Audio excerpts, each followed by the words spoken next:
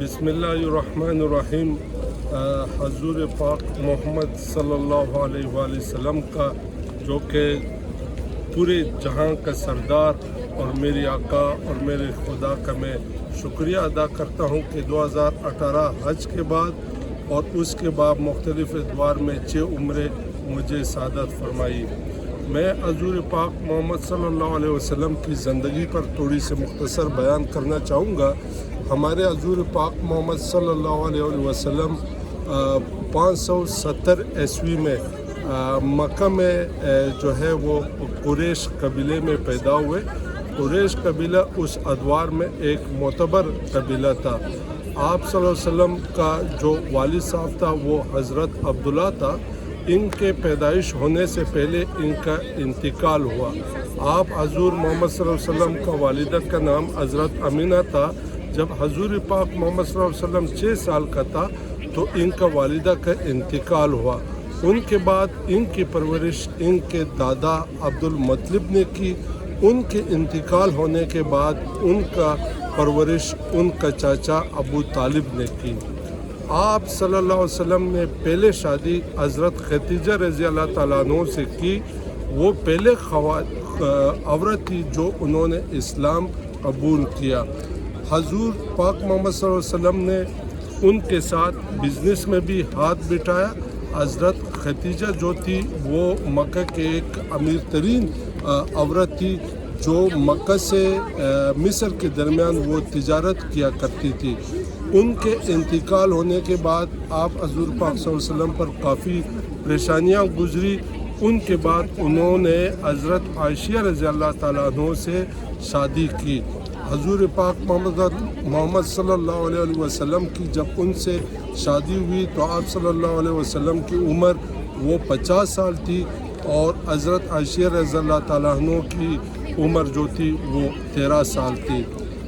بعض کتابوں میں یہ فرمایا جاتا ہے کہ حضور پاک محمد صلی اللہ علیہ وسلم نے 11 شادیاں کی ہیں اور بعض کتابوں میں یہ فرمایا جاتا ہے کہ 13 شادیاں کی ہیں۔ اس میں علماء کا اختلاف ہے۔ حضور پاک محمد صلی اللہ علیہ وسلم پر پہلا وحی وہ جب حضور پاک صلی اللہ علیہ وسلم 40 سال کے تھے، غار حرا میں بیٹھے تھے، تو پہلا وحی حضرت جبرائیل علیہ السلام نے لے کر آئی، جس میں اقرأ بسم ربک الذی خلق خلق الانسان من علق اقرأ وربک الاکرم۔ اس طرح حضور پاک صلی اللہ علیہ وآلہ وسلم پر مختلف ادوار میں وحی آتی رہی۔ اس طرح قرآن مجید 22 سال 6 مہینے 14 دن میں حضور پاک محمد صلی اللہ علیہ وسلم پر قرآن مجید کمپلیٹ ہوا۔ اس طرح جو آخری آیات اس دنیا میں آئی وہ اِنَّا أَنزَلْنَاهُ فِي لَيْلَةِ الْقَدْرِ لَيْلَةِ الْقَدْرِ خَيْرٌ مِّنْ أَلْفِ شَهْرٍ تَنَزَّلُ الْمَلَائِكَةُ وَالرُّوحُ فِيهَا بِإِذْنِ رَبِّهِم مِّن كُلِّ أَمْرٍ سَلَامٌ هِيَ حَتَّىٰ مَطْلَعِ الْفَجْرِ۔ یہاں پہ قرآن مجید جو ہے وہ کمپلیٹ ہوا۔ جو 114 صورتیں جو ہے وہ قرآن مجید میں ہے، جو کہ 87 صورتیں جو ہجرت سے پہلے ہمارے حضور پاک محمد صلی اللہ علیہ وسلم پر مکہ میں جو ہے وہ نازل ہوئی۔ جب وہ ہجرت کر کے مدینہ تشریف لے کے آئے تو 27 آیتیں جو ہے وہ مدینہ شریف پہ حضور پاک محمد صلی اللہ علیہ وسلم پر نازل ہوئی۔ آپ صلی اللہ علیہ وسلم 530 عیسوی میں انہوں نے مکہ سے ہجرت کی۔ پہلے رات جب حضور پاک صلی اللہ علیہ وسلم سو رہے تھے تو صدیق ابو بکر صدیق رضی اللہ تعالیٰ عنہ نے کہا کہ یا میری نبی آپ یہاں سے مدینہ جو ہے وہ ہجرت کر جائیں۔ اس طرح کی ایک پلان قریش نے بنائی ہے کہ وہ آپ کے ساتھ توبہ نعوذ باللہ وہ اس دنیا سے آپ کو رخصت کرنا چاہتے ہیں۔ تو حضور پاک صلی اللہ علیہ وسلم غار سور میں آئے، 3 راتیں وہاں گزاری۔ قریش قبیلہ انہیں ڈھونڈتے رہے، ان کو نہیں ملا۔ حضور پاک محمد صلی اللہ علیہ وسلم صحیح سلامت وہ مدینہ تشریف لے کے آئے۔ مدینہ کا پرانا نام وہ یثرب تھا۔ یثرب سے معنی کہ بیماریوں کا شہر تھا، مختلف لوگوں پر وہ بیماریاں ہوا کرتی تھی، تو آپ حضور پاک محمد صلی اللہ علیہ وآلہ وسلم جب مدینہ تشریف لے کے آئے تو انہوں نے اس کا نام مدینہ رکھا۔ مدینہ کا معنی ہے یعنی امن کا شہر، روشنی کا شہر کہلایا جاتا ہے۔ آپ صلی اللہ علیہ وآلہ وسلم نے پہلا آئین بنائی جو 56 صفات پر مشتمل تھی۔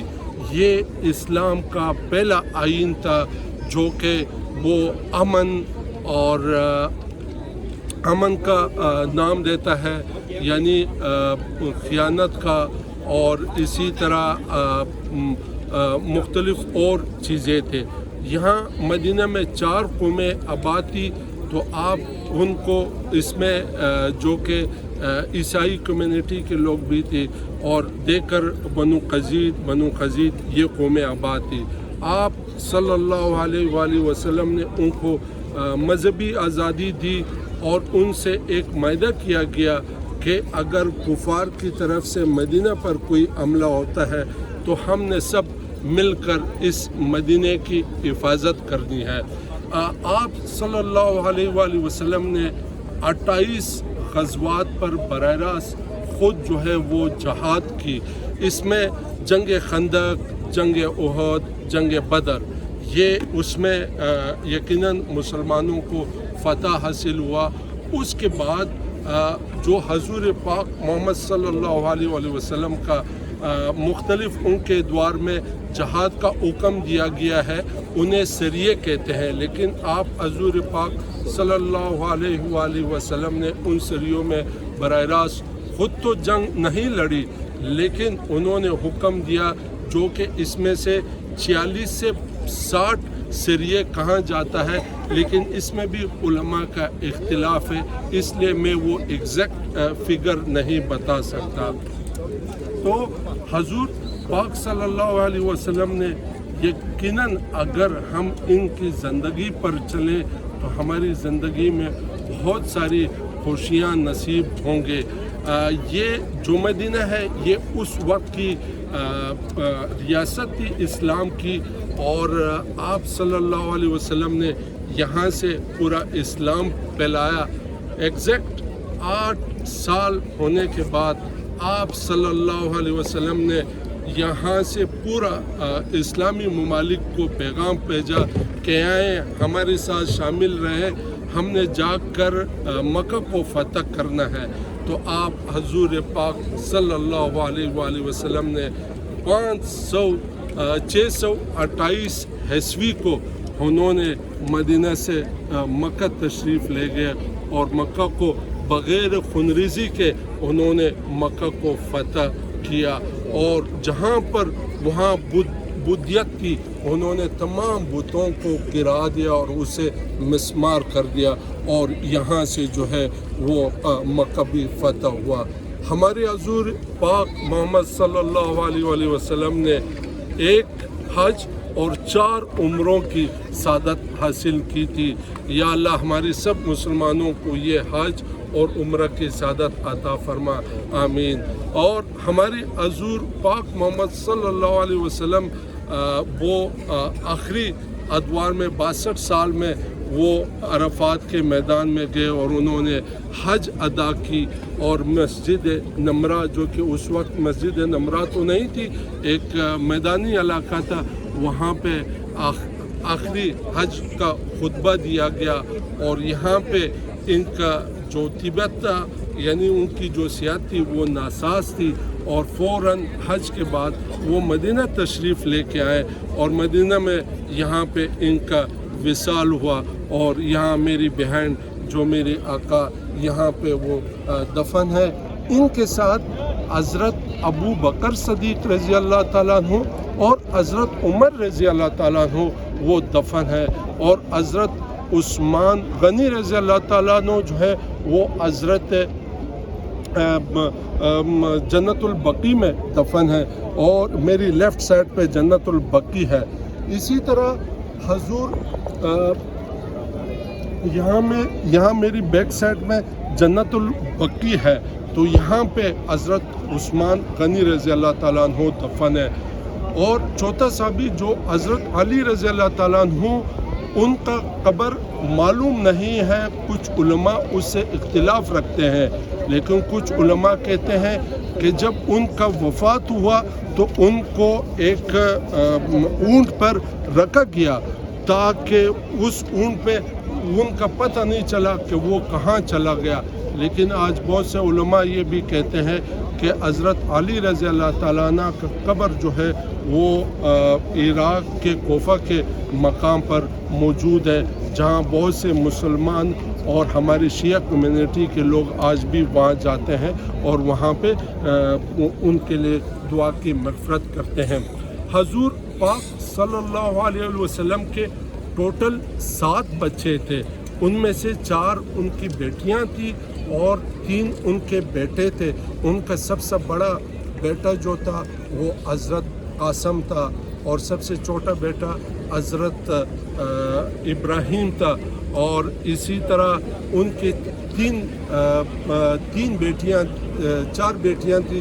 सबसे बड़ी बेटी जो थी वो हज़रत रुकिया, हज़रत उम्म कुलसूम, और जो सबसे छोटी बेटी थी वो हज़रत फ़ातिमा थी। हजूर पाक मोहम्मद सल्लल्लाहु अलैहि वसल्लम के जो 4 बेटियां और जो 3 बेटे थे, इनमें से मैं सिवाय बाकी हज़रत फ़ातिमा के मैं सिवाय बाकी जितने भी जो बेटियां और बेटियां थे वो 55 में इंतकाल कर गई और सिर्फ हज़रत फ़ातिमा का नस्ल जो था वो आगे बढ़ सका। हज़रत फ़ातिमा के 2 बेटे थे, एक हसन और दूसरा हज़रत हुसैन। ये एक उनकी निकाह जो थी वो हज़रत अली रज़ी अल्लाह ताला अन्हु से हुई थी। हसन और हुसैन का हजूर पाक मोहम्मद सल्लल्लाहु अलैहि वसल्लम ने अपनी 55 में यानी अपनी वक्त में उन्हें ख्वाब में देखा कैसे वक्त आएगा कि मेरे दोनों जो बेटे हैं उन्हें जो है वो शहीद किया जाएगा। ये हजूर पाक मोहम्मद सल्लल्लाहु अलैहि वसल्लम ने अपनी ज़िंदगी में उन्हें ख्वाब में देखा था।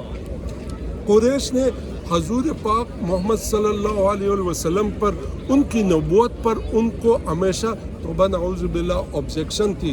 तो किसी ने कुरैश के लोगों ने कहा अगर आप अल्लाह के सच्चे नबी हो तो हमें कोई जो है वो आप कोई नमूना दिखाएं ताकि हम आपके ऊपर यकीन कर सके। तो हज़ूर पाक मोहम्मद सल्लल्लाहु अलैहि वसल्लम ने चाँद को अपने इशारे से कहा कि आप दोनों तरफ तकसीम हो जाए। तो चाँद जो है वो दोनों तरफ मक्के में वो तकसीम हो गया। तो बहुत से लोगों ने आप हजूर पाक मोहम्मद सल्लल्लाहु अलैहि वसल्लम पर ईमान लेके लाए। और इसी तरह हजूर पाक मोहम्मद सल्लल्लाहु अलैहि वसल्लम बैतुल मुक़द्दस चले गए। बैतुल मुक़द्दस में फरिश्तों ने उसे पहले आसमान पे ले कर गए। पहले आसमान में हजूर पाक मोहम्मद सल्लल्लाहु अलैहि वसल्लम ने हज़रत आदम अलैहिस्सलाम से मुलाकात हुई। दूसरी आसमान में हज़रत इब्राहीम अलैहिस्सलाम से मुलाकात हुई।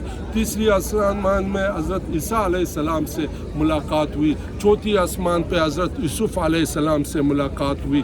इसी तरह 7वें आसमानों पर मुख्तलिफ़ नबी नबिया कराम से उनके मुलाकातें हुई।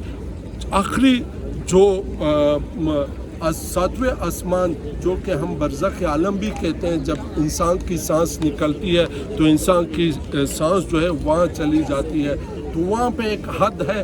उस हद से ना तो कोई नबी ना कोई दुनिया का इंसान उससे नहीं जा सकता। वहाँ हजूर पाक मोहम्मद सल्लल्लाहु अलैहि वसल्लम की मेरी अल्लाह से मुलाकात उनकी हुई। अल्लाह ने कहा ए मेरे पैगंबर, मेरे महबूब, आपने दुनिया से मेरे लिए क्या लेके लाए हो? हजूर पाक मोहम्मद सल्लल्लाहु अलैहि वसल्लम ने कहा कि मैंने ऐसी चीज़ तेरे पास लेके लाई है जो तेरे खुदाई में नहीं है। خدا نے کہا کہ میرے خدائی میں کس چیز کی کمی ہے؟ آپ صلی اللہ علیہ وسلم نے کہا کہ میں سادگی اور عاجزی اور خاکساری لے کر آیا ہوں۔ اس کے بعد وہ جیسی اس دنیا میں دوبارہ نیند سے اٹھے اور ہوش میں آئے تو دعائے قنوت آپ صلی اللہ علیہ وسلم پر نازل ہوئی، جو تیسری رکعت رات کے یعنی تیسری رکعت میں وتر میں ہم یہ پڑھتے ہیں دعائے قنوت۔ اس کی معنی یہ ہے کہ انسان جو ہے وہ ہر وقت ہر روز وہ عاجز اور خاکسار رہے۔ آپ صلی اللہ علیہ وسلم پر جب طائف کے مقام پر جو مکہ سے 100 کلومیٹر کی دوری پر ہے، وہاں پر ان کی پاؤں سے خون نکلنا شروع ہوا، کفار نے ان کی دان شہید کر دیے، تو اللہ کا حکم آیا فرشتوں کے ذریعے کہ ہے میرے حضور پاک محمد صلی اللہ علیہ وسلم، تو کہو تو میں اس طائف کی جو پہاڑ ہے اس کو بارش برسا دوں گا، یہ سارے لوگ ختم ہو جائیں گے۔ حضور پاک محمد صلی اللہ علیہ وسلم نے کہا نہیں میری اللہ، میرے اور ان میں فرق کیا رہے گا، یا اللہ تو انہیں جو ہے وہ ہدایت فرما۔ بہت بڑی تاریخ ہے ہماری حضور پاک محمد صلی اللہ علیہ وسلم پر، اگر اس پر میں بولتا جاؤں اور میں ان کی تمام جو تعریفیں وہ کرتا جاؤں گا تو شاید کئی سال مجھے لگے۔ یا اللہ میرے حضور پاک محمد صلی اللہ علیہ وسلم پر کی زندگی پر ہمیں جو ہے وہ نصیب کریں اور ہمیں اس پہ چلنے کی توفیق دیں اور سارے مسلمانوں کو چلنے کی توفیق دیں۔ شکریہ والسلام۔